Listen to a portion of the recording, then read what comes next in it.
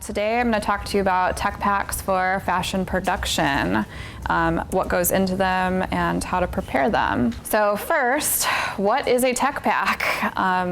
It's basically your document that organizes all of your product information. You use it with all the key players that are involved in your product development, and it also serves as kind of a visual contract for any factories or production partners that you're working with. It's basically a written and visual summary of what is your product, what are the features, what is it made out of, how is it made, how is it put together, and what type of quality can be expected throughout the process. It's kind of a living document throughout your product development. So what is included in a tech pack? It's a multi-page document. It includes your technical sketches, costing sheet, label placements, points of measure guide, and what those points of measure are, your graded specs, sewing and construction notes, construction details, your bill of materials, fitting notes, pattern card, cutter's must, and finally your cut ticket. So there's a ton of information. I'm going to go through each page individually and how it all goes together. Why do you need a tech pack? Like I said, it serves as kind of your visual contract for anyone that you're working with, any key players, your product development manager, your pattern maker, even a fabric rep or a sample sewer. Obviously your factory contractor who's doing your production, all of them need to know how your product is going together, what the expectation is, and they all have different inputs that go into the tech pack as well. It sets the expectation for the level of work that you're paying for, and make sure that there's no miscommunications or mistakes when you're working with multiple people. So what do you need to get started? First, you need your design, and that can be made up of many different components. You might have your inspiration board, which is pictures, sketches. It might be swatches and materials that you've collected that are part of your inspiration board. Putting all that information and putting together an actual design sketch. A flat sketch is ideal. That's really when you lay your garment kind of flat on a table or flat on the floor, and what does it look like? It's a little different from like a fashion sketch that you might do on body, although some people do that sketch and will later translate it into a flat sketch. You'll want to include design callouts and descriptions of any features, functional elements, whether that's zippers and closures, whether that's a pocket. Maybe your product is, inventing or solving some sort of problem, so including how that functional item works. Thinking about the trims and seam types, and that'll be largely dependent on the type of fabric. And the best thing to do when you don't know what something is called is grab a picture or grab a garment and be able to show that to your technical designer, if that's not yourself and you're working with someone. Because pictures are how we all communicate in this industry. It's very visual, so it's a great tool. You'll want to gather your materials, fabric, trims, decorative or functional materials. If any of your designs include multiple fabrics, you'll want to indicate like where those are, whether like the skirt is one fabric and the bodice is another, and knowing a little bit about your fabric, knit and woven structures, the stretch, if there is any stretch, and weight. That's going to be important in building your pattern and building your prototype. If there's any required interfacings or interior structure like boning, elastics, seam tapes, things that will either aesthetically help your garment or functionally help your garment. Any trims and closures, size and style of your trim. So not just saying, oh, this is a button, but this is a 20-line button, or this is a half-inch button, and making sure that's really clear, because again, that's going to drive your pattern and also your tech pack. Same with zippers, knowing where you want it to stop on the body. And your technical designer or your pattern maker can really help you advise if a material you've selected for your design is not necessarily going to work, or if something might work better, or if combining materials, especially if there's any special considerations that need to be made in order to make that work. Then you'll want to gather your specifications, which is really all of your measurements.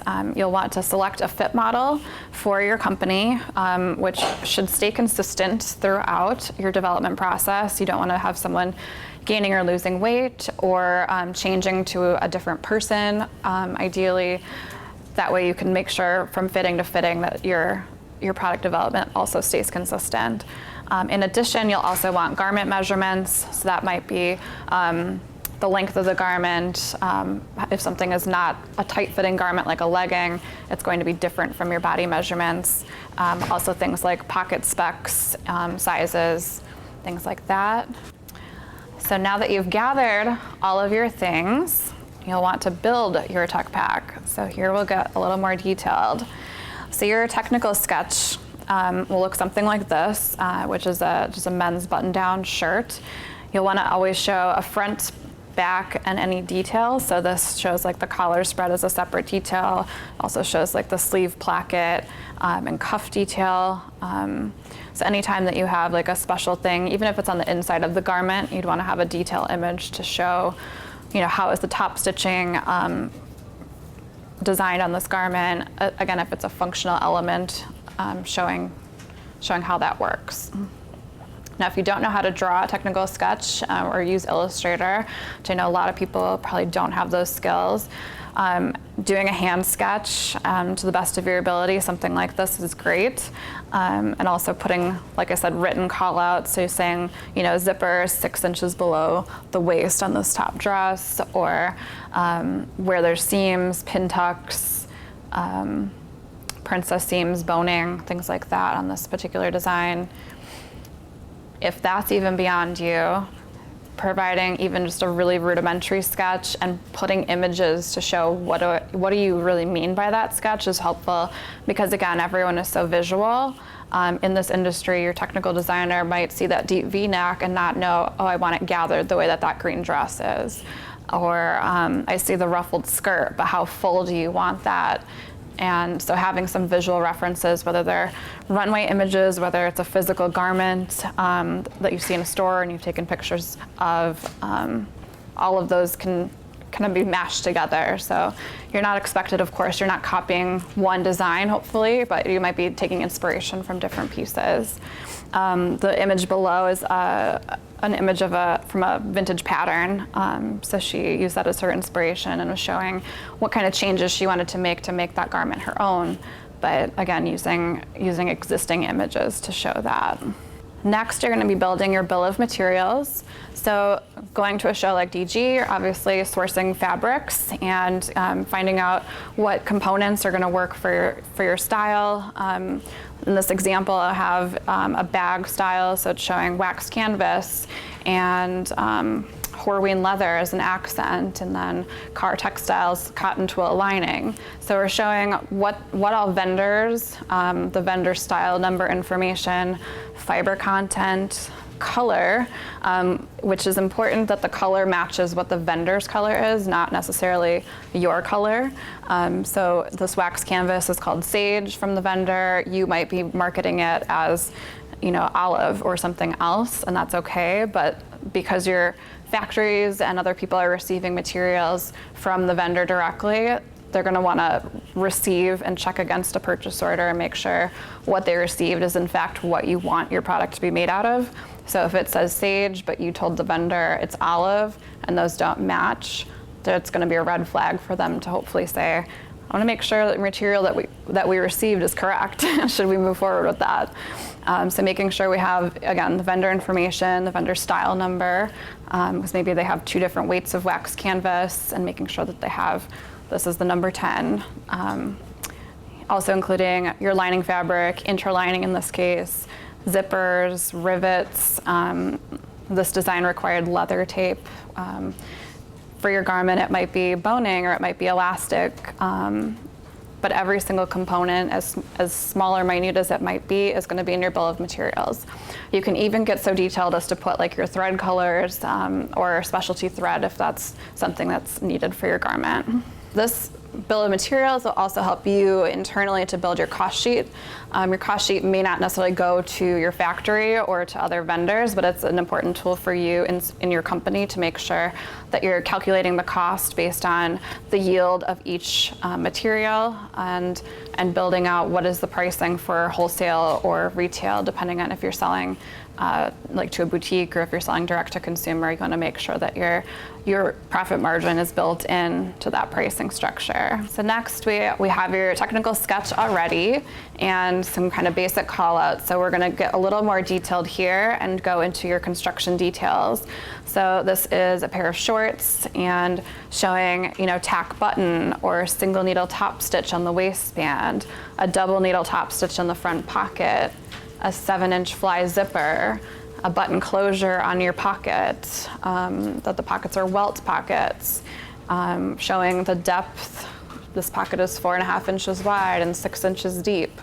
Saying what the interior seams are going to be. These are, in this case, a serge seam, and then a 1-inch hem. So every detail that they're going to see on that garment, and that your sample sewer and that your factory is going to be expected to replicate, should all be part of this sketch and showing the construction detail. So again, just to recap, it'll include any closures, buttons, zippers, snaps, functional elements like pockets, elastics, draw cords, seam finishes. You'll want all of your internal seams, any top stitching, any decorative seams, and also any specialty stitches. So if your garment is going to be embroidered, for example, you'd want like a separate sheet to show where your embroidery is going to be placed, how large it's going to be, the embroidery thread color, and an artwork to accompany that. You'll also want to include notes about your trim types and placements. Maybe you're having like a twill tape that's attached, how you want it to be attached. That's a single needle or double needle, or if you don't know what anything is called and you just like a detail, you see it on a garment, you see it on a picture, or something in your closet even, show that to your technical designer so they know exactly what you're talking about. Because it's not a good idea to guess and say, oh, I think this is like a flat felled seam, but really it's a flat lock seam. And those are two, completely different things. So making sure you're on the same page is a good idea to do that visually. Knowing your seam types is important both for sewing together your actual garment as well as having your accurate pattern. So in this stage, you're still kind of building your tuck pack pre-pattern. So you'll take this initial tuck pack and work with your pattern maker. Sometimes that's the same person, sometimes that's a different person, but making sure that they know those seam types so they can build in their accurate seam allowances and that your garment, again, is going to be what you envision it to be. Taking all these steps and putting together a really detailed picture for your pattern maker sounds like a lot of time and effort and cost. However, it'll save you rounds of revisions later. So these are just some examples that you could pull. Go to Pinterest, go to Google Images, take pictures, like I said, in your closet or at retail stores. Pulling a specific seam type that you like how something looks. Maybe it's a ruffle or a neckline. Maybe it's a pocket detail or how the cuff is put together. Even like the type of pleats that are on a skirt. You can say you want a pleated skirt, but there's knife pleats and box pleats and inverted box pleats. So knowing what you're talking about and using the correct terminology is really important, again, to avoid mistakes or really to avoid like reiterations that you don't necessarily need. Here's an example of a duffel bag, some tuck details. This is the final product, the duffel bag here, with leather detail and swivel hook, D-ring, the box stitch on the leather handle. And so showing that first in the sketch, then taking pictures of the product during the prototyping phase was added into the tuck pack, so that the factory could then see not only the physical sample, but in case they don't have a physical sample handy, they can see the actual photo to accompany, and everyone's on the same page. I always like to include photographs whenever possible, whether, again, it's from your actual prototype from your company and your product, or in the beginning stages, if that's from Google Images or Pinterest or whatever images that you have available at that time. Here's another compression short, and again, showing where the flat lock detail is, what style cover stitch is used on the hem, a different cover stitch is used on the waistband.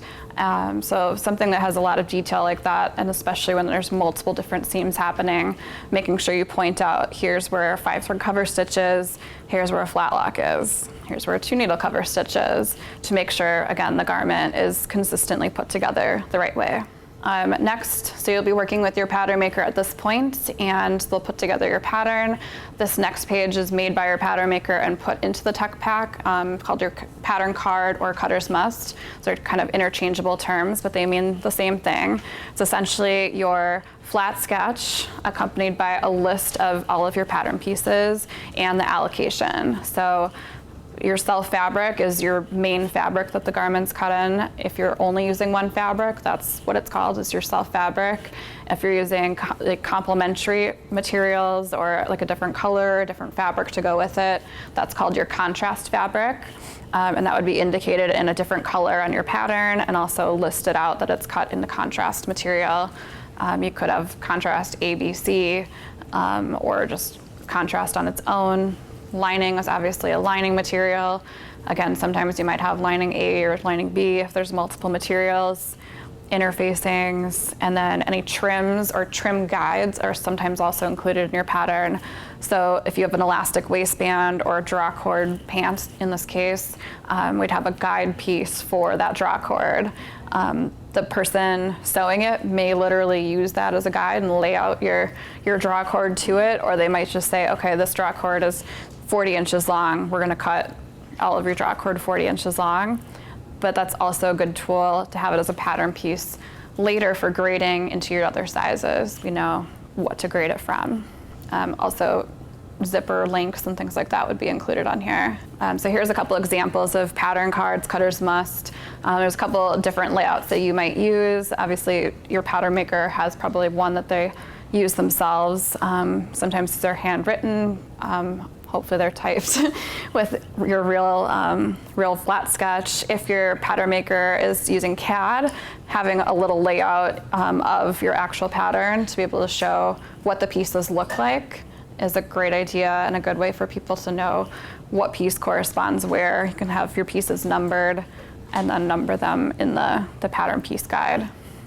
Next, your measurement specs. You'll want to get really detailed fit model body measurements. So you might have 10 measurements. If your garment is really very detailed and very tight fitting, maybe you have 20 measurements. But the most important things we want are like a bust, waist, hip on women's wear, height, inseam, and high point shoulder length. I feel like high point shoulder length is one measurement a lot of people don't know about, but it's one of the most important for someone as a pattern maker, as a technical designer. Your high point shoulder is measured from the very high point where you meet your neck down whatever length it needs to be. And it's more accurate than saying like your center front length or your center back length, because your neckline can be all different heights. So this is a good like universal measurement where people can be on the same page. So you'll also, in addition to the fit model, you'll want to have specific measurements to your garment. So your garment is not the same measurement as your body. It's going to have some ease to it.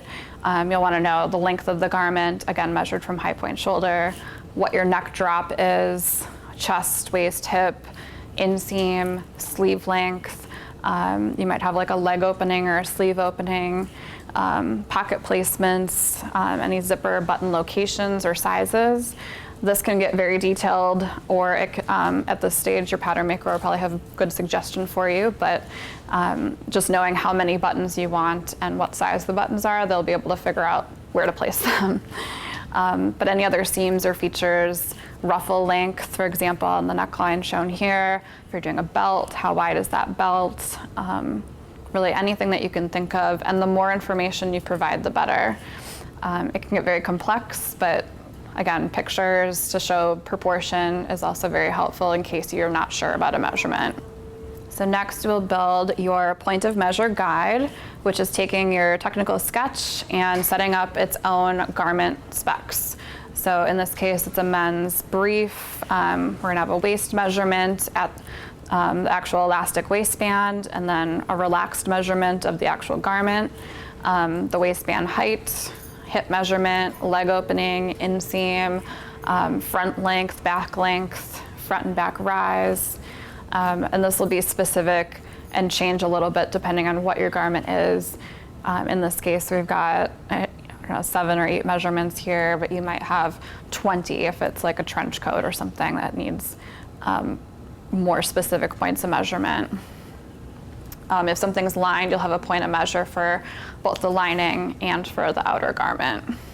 A graded point of measure takes this a step further. So now that you have like your prototype is final, it's approved, you sampled in your size medium, but now you need your full size range. So in this example, I have an extra small through 2XL, and we're taking that base size and grading the measurements up and down. Sometimes this is something your technical designer will do for you initially if you're building grade rules. Other times it's something you can fill in with your grader. You'll send them, the Excel document and send them what the base size is, and they'll be able to fill in specific measurements for you. Because this is a lot of very intricate math and very specific numbers, so making sure it's accurate and not just guessing is really important. Some examples of size charts and how to develop your grade rules. I recommend going online, looking at competitor size charts, or not necessarily competitor, but kind of who are you hanging with, what are similar brands to your market, to your target market, and comparing a handful of them and seeing what makes sense for you, what feels right. You can also do measuring of different sized people. It's a little more complex and a little more time involved. So I think, especially for newer brands, getting the information that's out there that other people have done the extensive research and measuring for just makes your job a whole lot simpler. It's also, you don't want to go too outside the box of what people are expecting, what's on the market already, and having your sizing completely different. If someone's used to buying, size large, they don't want to be buying a 2XL from your brand or buying a medium from your brand, that's going to be confusing. Something else that you'll build in terms of sizing and in terms of working with your factory are tolerances. And this is the amount of error that you're okay with accepting in production. All production is done by hand. Obviously, we're using machines, sewing machines. Some places have robotics, but we're still ultimately are at the hands of a person sewing your garment, no matter where you're working. So sometimes you might cut off a little bit of material in like an overlock, or take a 1/16 of an inch difference in your seam. So those little tolerances, 1/16 of an inch here, a 32nd here, those all kind of add up. And so building in tolerances of what's acceptable for you to still sell as a size medium. If something is an inch off, you probably can't sell that in that size. Someone will put it on and it'll fit funny. But if it's a 1/4 inch off or an 1/8 inch off, people are not likely to notice that, and it's still within acceptable range. So your technical designer and your grader can help you with specific measurements in terms of what is acceptable. They're also going to be a little different depending on if it's alpha sizing, which is like an extra small, small, medium, large, versus a numeric sizing, which is like a 0, 1, 2, 2, 4, 6, 8, etc. So we're also getting closer to production here, so we'll want to talk about labels. And your label can be placed in many different places. You'll want to follow the FTC guidelines in terms of what is on your label, which is your brand, your size, your country of origin, and your fiber content and care instructions. And you can place those in 2 different areas. Your brand and country of origin and size need to be very prominent, so that's usually in the back neck of a garment or waistband if it's a pant. And your care and content instructions can go hidden in the side seam. So just an example where your different care labels might be placed. But there's guidelines on how to do this legally for different garments. So next, your tech pack can really serve as a tool during product development and tracking your fitting notes. So it can track what your pattern spec was when you were first in that design phase, what you wanted your garment to fit like, and then once you got it on the fit model, maybe you took in an inch at the waist, and you took in a 1/4 at the shoulder, and you changed the hem by 2 inches. You can use this as a tracking tool to see how your garment changed throughout development, and also how you're able to kind of go back and say, oh, well, what did we do in the last fitting? I don't remember if we changed the hem. Maybe I like it better. Let's go back to that, we'll keep the shoulder where it is, but we want to change the sleeve length instead. And so having that as a tool, so you're not, going back and wondering what someone's handwritten notes or what their memory said you did is good to be able to track that. If you're working with a pattern maker who has a CAD system and they're saving versions for each fitting date, that's also good to be able to track back changes. But this, you can easily see how something was changed. You can also use that as a tool for once you have your approved sample and you're working with a factory or maybe testing out a couple of factories and you get their samples back, you can measure their sample and compare it to what your sew-by sample was and decide, do I need to change something? Maybe their machine, sewing machine tolerance is different from your home sewing machine, or something as simple as that, or maybe a binding needs to be changed. Again, seam allowances are common to change for your factory. But you can see, again, if something's way off, did something happen? Did something stretch out? What do we need to do to fix this? And you know where that issue is stemming from.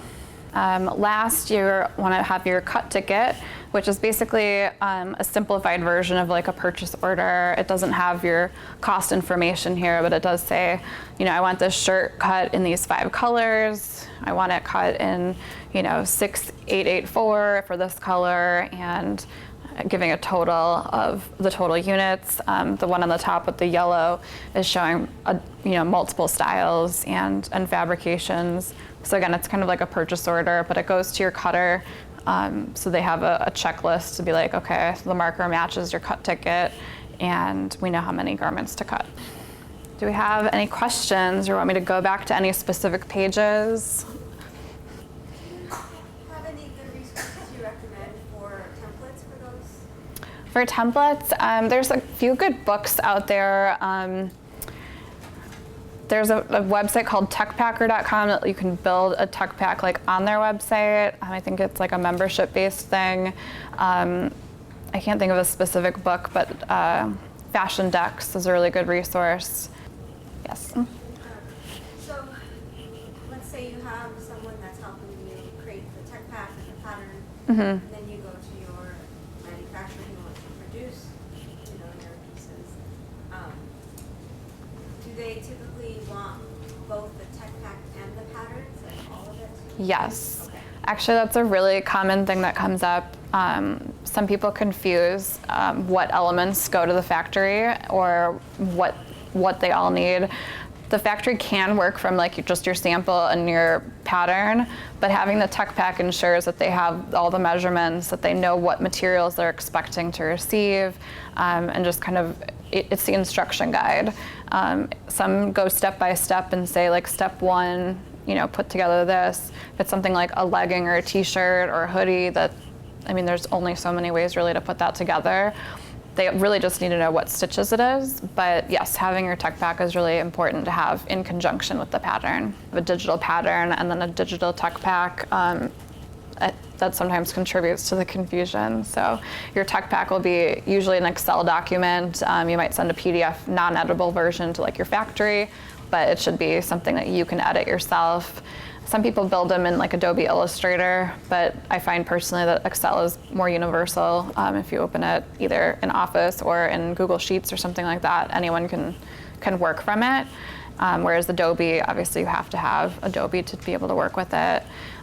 Whereas your pattern file is specifically like what shape you're cutting from the fabric to create your garment, and that file is usually not something that like you could open without a CAD system unless your pattern maker's either giving you a printout or exporting it as like a PDF. Digital patterns? Mm-hmm. When they say with seam allowance and without seam allowance, what are the pros and cons to having just one or the other? Recommend always having with seam allowance. I think the only reason you would use a pattern without is if you were using it as a block to build another style from it. So for example, if you, let's say you're 2 seasons into your company and you really like a shirt that you made last fall, and now you want to make it again, but in a different fabric, maybe a different seam style, something like that, you could use that style as a block to build a new style from. And most pattern makers, I feel like, would be comfortable keeping the seam allowance on it and just making your new pattern. but sometimes people have like a block or a sloper that they remove the seam allowance from and then build new styles from it that way. But if you're sending your factory your pattern to be able to, go to production, it must have seam allowance. Yeah. Yes. Overall, what is the normal cost for the whole process? Building a tuckback, it's a process. So, each component is going to be different. If you have your sketch kind of finalized, it's going to be different from if you're designing and tweaking your sketch. Just doing a flat sketch alone might be, $50 to $100, $150. And then building the tuckback components, anywhere from I'd say 200 on a low end to build a tuckback to 500 or more. But again, just depending on how many revisions, how detailed of pages you need. Also, if you're working domestically versus overseas, you might need a couple different components. You can get more detailed with packaging and things like that as well. But yeah, it's a great tool, and I recommend not skipping this as a step during product development. Some people wait until the very end after their pattern and prototype is created, and they spend more money in development than if they had just created the tuckback in the first place. So it definitely saves time, even though it is a cost kind of at the beginning of your development.